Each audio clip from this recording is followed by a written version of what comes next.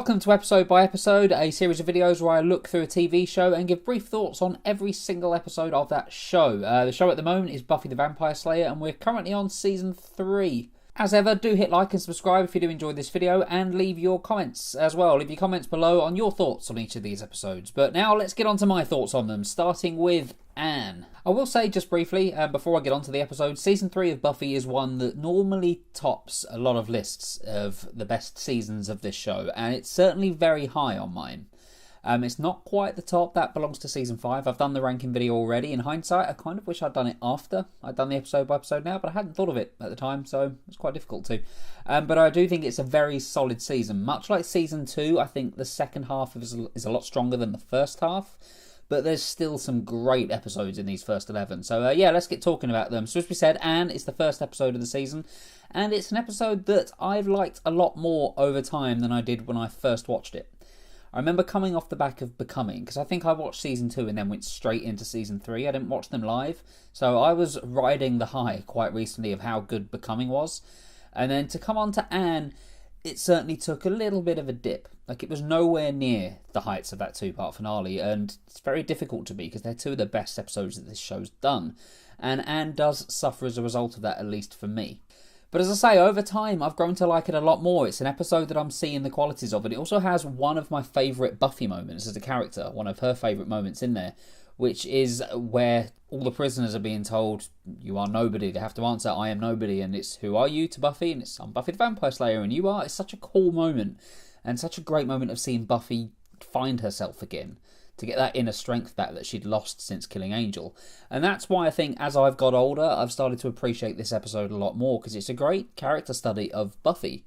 We'd seen her at the start of Season 2 when she was a bit messed up and she was behaving almost bratty-like she was just being a bit of a horrible person, and we get another take on that here, but she's not being horrible and bratty, she's just removing herself from absolutely everything and everyone. And yeah, that's a really fascinating thing to see with a character like Buffy, because she works best when she's with her friends. As the whole sort of motto of this show is that a Slayer shouldn't just be alone, they should be with other people. And to see her cut off from everybody is, yeah, it's a very different side to the character of Buffy, and I like that. So as I say, the episode as a whole has become a lot better to me the more I've seen it. I do think it's a little slow, I do think it takes a little while to get going, like the pacing is a bit of a problem for the premiere here. But on the whole, yeah, much better than I remembered it, and I love all the other characters doing their thing back in Sunnydale as well. Seeing them trying to keep sort of Buffy's legacy alive even while she's not there anymore is great fun to see. That opening scene of them trying to kill that vampire, and how difficult it is for just the four of them to be able to do that without Buffy. Yeah, really fun to see, a lot of fun moments, just a bit of a slow one. Dead Man's Party. For some reason, I've never really liked this episode. And I still don't now. It's one I've watched recently and I get a little bit bored with it. And I don't know why, because I love zombie things. I love so much to do with zombies. I'm still sad about what's happened to The Walking Dead now and where that show is, because I love watching things with zombies in it. And this is a Buffy episode with zombies. And there's two of them this season as well, actually, which I've just realised. Yeah, there is a second zombie episode in Season 3 as well.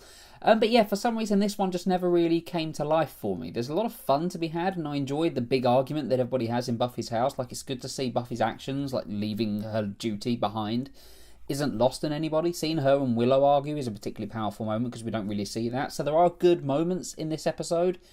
But as a whole, it just didn't really work for me. I didn't like the villain overly that much. Like, she didn't sort of really do anything for me when it comes to villains, because Buffy's normally very good with them, and this one just missed the mark. So yeah, not a bad episode. It's just one that never really did anything for me. One that I was never really a huge fan of, and I'm still not even now watching it back. Faith, Hope and Trick is a solid introduction to the character of Faith. What I like about this episode the most, and I don't love the episode, but I do really like it, is that it gets us into Faith's head very, very quickly. It gives us all of her backstory, it gives us all of her nuances. We don't quite know at this point how far off the rail she's going to go, but there's an unpredictability to the character of Faith. And she's honestly a breath of fresh air that the show didn't even really need, but it seems like once she comes in, she's like a missing piece. She's like something vital to this show. She's such an important character, and she makes her mark right from the off here. Eliza Dushku's just brilliant in this role. And it's so much fun seeing what Buffy could have been, what she could have been if she'd not been given the right guidance, because that is Faith. Faith is somebody who's not really that into fulfilling her destiny and such. Buffy takes it all very seriously. Faith's more having fun. It's great to see sort of the differences between these two Slayers. Everything else apart from Faith I wasn't a huge fan of. Like the character of Scott was a bit of a non-character, really. Didn't really seem like Buffy's sort of person. Kakistos was an intimidating-looking villain, but there was not really a lot to him. And Mr. Trick, I always thought was somebody who could have been good, but he did very much seem like a poor man's Spike. Like, the characters aren't overly similar, but they are both larger than life in a way. He did seem like he was somebody coming in to pick up the mantra that Spike has left behind. And it's telling that Mr. Trick win, and we got Spike back not long after. So, yeah, this episode is one that's solid in a lot of ways, but not one of my favourites. Neither is Beauty and the Beasts. Actually, this seems like I'm being a bit negative about Season 3. I do love this season, I do promise. It's just the first few, bit hit and miss for me, and this is another one. I like the message behind it, but I feel like this is so heavy-handed for Buffy. Buffy is normally very good at doing social issues and social problems, and addressing them kind of in a subtle way while still getting the message across. This one just kind of hits the nail on the head far too hard for my liking. But on the flip side, I do really enjoy the fact that it's an Oz episode, because I love Oz, so I wanted more Oz episodes, so this was a fun one for him. My favourite moment of the whole episode is Xander, when he's talking to Giles about falling asleep while Oz is changing and escaping. Just a great delivered moment by Giles, the falling asleep moment where he yells, love that. So there are some amusing moments scattered throughout, and as I say, the story itself, I mean, it is a good one. It's just I wish it wasn't so heavy-handed with the way it was doing it, because there's a lot of interesting things that it's doing, and I like the whole concept of it, just this violent guy becoming a literal monster. Like, it's very Buffy. But yeah, a little bit too on the nose. Episode 5, Homecoming. I love this episode. Love it. I've said before that when Buffy and Cordelia share the screen, when we get these two characters together, they're so much fun.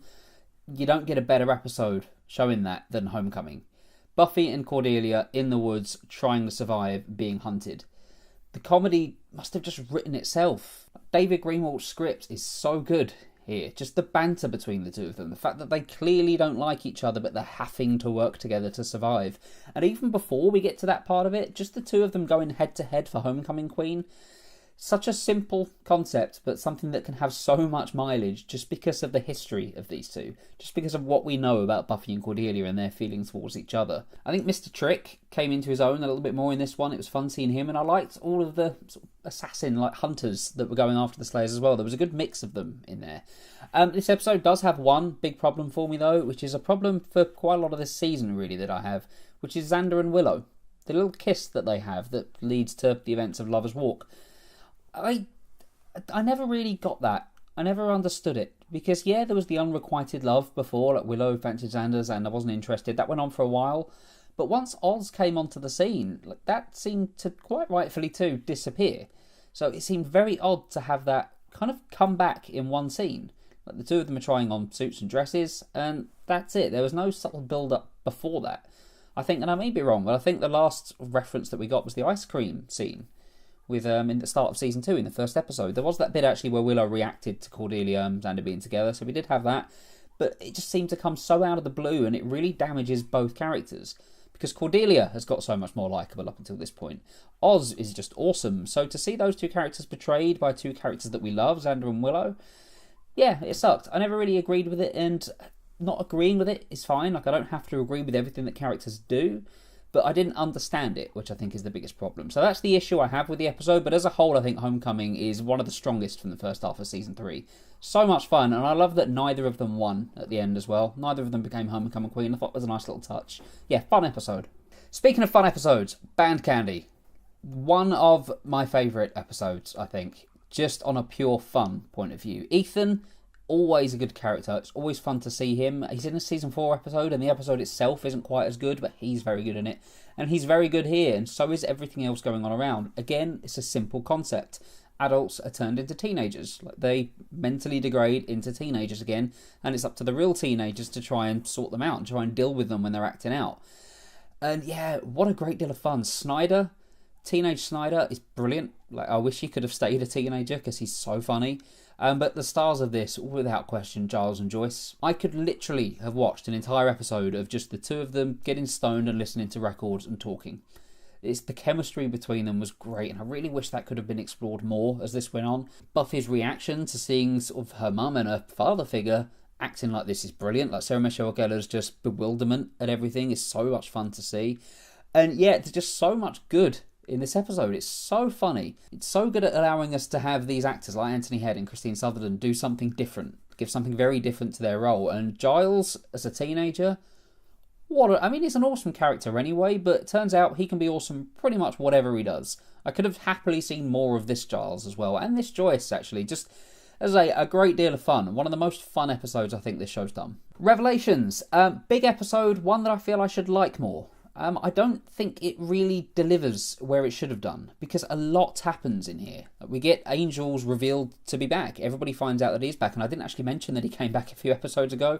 Great moment when he did, completely slipped my mind. But yeah, he was already back, but this is the episode where everybody else finds out that he's back. And the fallout of that is great.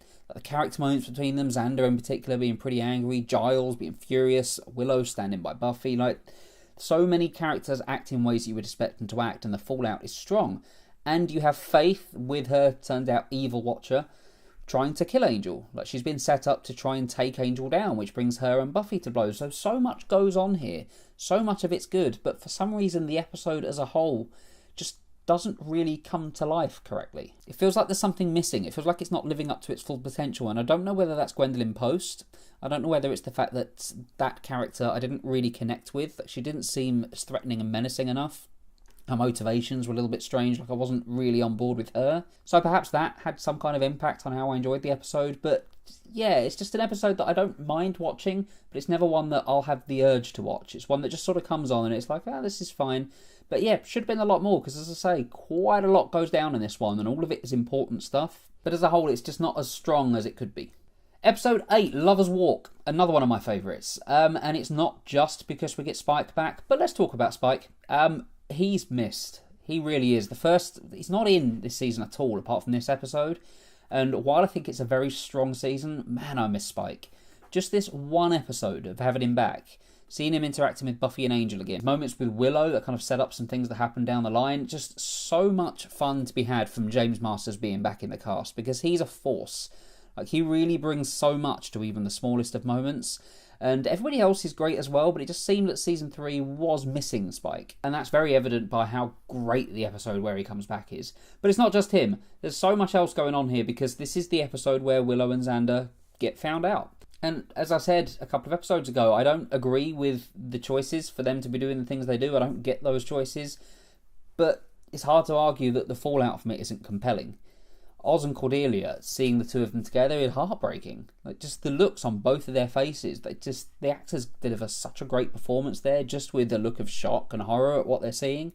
And of course this is Buffy, so they can't just be unhappy mentally, they have to be pretty hurt physically as well, so Cordelia gets impaled shortly after seeing them, which must constitute one of her worst days. And I love that fake out as well at the funeral. It's very cheap. It is a very cheap moment, just making us think that Cordelia's died. But for some reason it makes me laugh every single time, just because of how earnestly it does that moment. This is a good episode for Buffy and Angel as well. I like seeing the two of them kind of reconcile with everything that's happened and to where they are now. And Spike's involvement and all of that as well, his brutal honesty. So much fun to see. Yeah, Lover's Walk, the standout episode, I think, of Season 3. At least one of them. Top tier Buffy. So this is what I mean about Buffy Season 3 getting much better as it goes on, because Lover's Walk was amazing, and so is the next episode. The Wish is one of those episodes that I can always remember the first time I saw it. I love episodes where we see alternate dimensions and alternate realities and different versions of our characters. I love stories like that. It's why I really like Sliders, even though that show got absolutely terrible. Even though I know the later seasons are bad, I still enjoy watching them because the premise is so interesting to me. And this is one of my favourite examples of a show doing it, because Buffy does it so well with The Wish, and we get Anya. It's always great to see Anya. And sometimes I forget that she came into the show as early as she did, but yeah, she comes in here midway through Season 3 and instantly makes an impression as Anyanka, as she's called at this point. A problem that I have with the episode, though, is that this should have been Cordelia-centric. Cordelia causes all this. She's the one that grants the wish, or asks for the wish to be made that Buffy never came to Sunnydale, because she connects Buffy turning up with everything going wrong in her life. It's a bit of a tenuous link, but hey, she's hurting. But she's taken out of the picture far too early for my liking in this one. She's killed off very early on. And I just wish that this would have been her episode. I wish it had been Cordelia that put everything right again. Cordelia was the one who took Anyanka down, who set the world right. I feel it should have been her story. That's my only real complaint with The Wish. Because other than that, though, I think the episode is incredible. Xander and Willow as vampires, amazing. Alison Hannigan nails it. It's no wonder that character came back again a few episodes later, because she's so good in this one and so creepy and yet weirdly hot as well. her torture of Angel is just really sinister to watch, calling him the puppy and everything. Ugh. The Master is back as well in this one. Fun to see him. As I say, he's not my favourite villain, but I do enjoy seeing him, and I think he's a lot better in this than he was in season 1. And the final scene of this episode, it might not be the final scene, one of the last scenes, sort of the montage where everybody's dying, everybody's being killed, and Willow's getting staked and everything. It's so well done. Such a well done moment. The music's great, the way it's interlinked with Giles fighting Anyanka and smashing the necklace.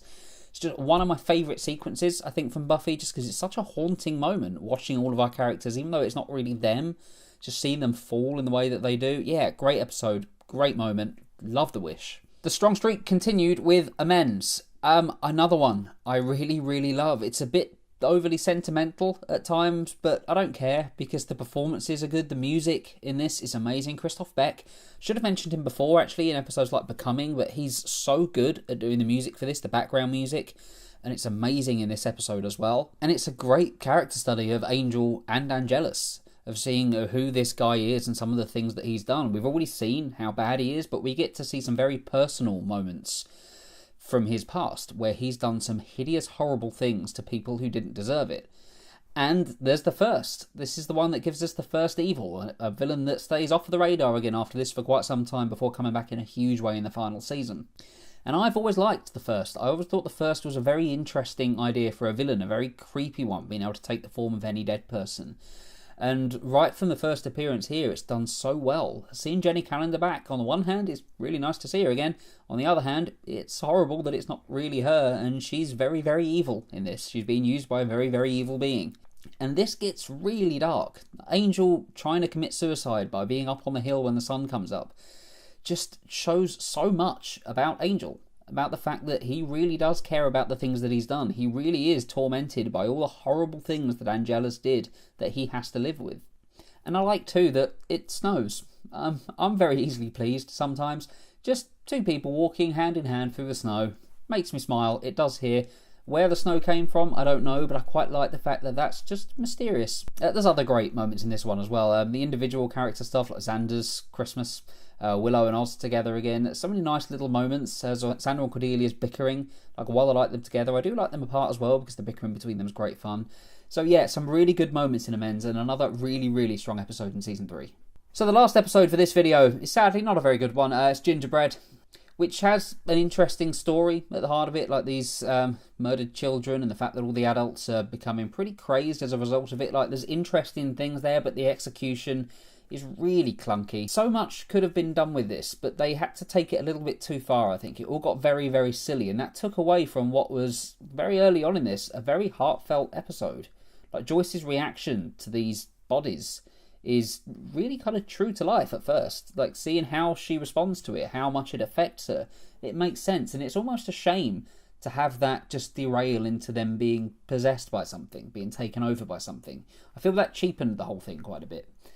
It's not to say it's an awful episode, it's just one that's a bit bland. There are moments I like. Buffy with the giant steak and the did I get it moments, brilliant. Xander and Oz working together again and the two of them falling through the ceiling, great fun. Obviously Amy turns into a rat in this one, so there are some big moments in it.